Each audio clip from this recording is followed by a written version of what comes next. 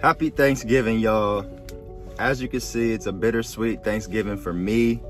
Obviously, I'm not with my family or eating or any of that, but I am out here securing my future and securing my future for my family so the holidays going forward are the best that they can imagine and for generations to come. And that's what I want to talk about today. Securing the bag for the right reasons.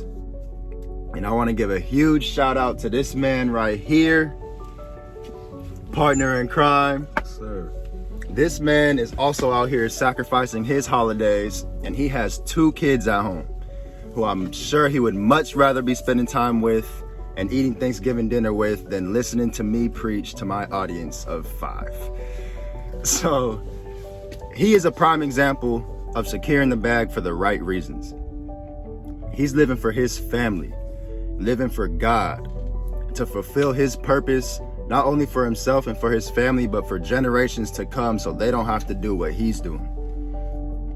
So my question today is, what are you living for? Is it money? Love?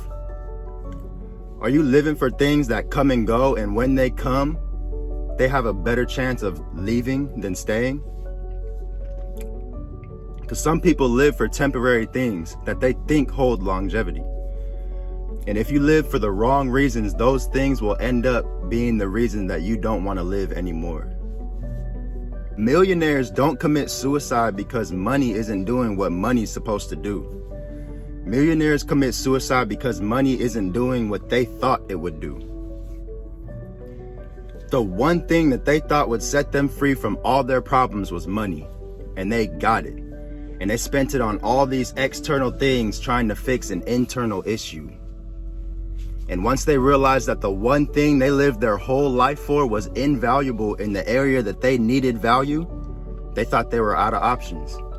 And their only option they saw left was to take matters into their own hands, because if money couldn't end their pain, they thought nothing could. And that's what happens when you chase money for the wrong reasons. For acceptance, trying to cure an insecurity. If you're chasing a bag for insecure reasons, you're chasing a bag that's insecurable. And this is just one example of placing your values in the wrong areas. It could be money, love.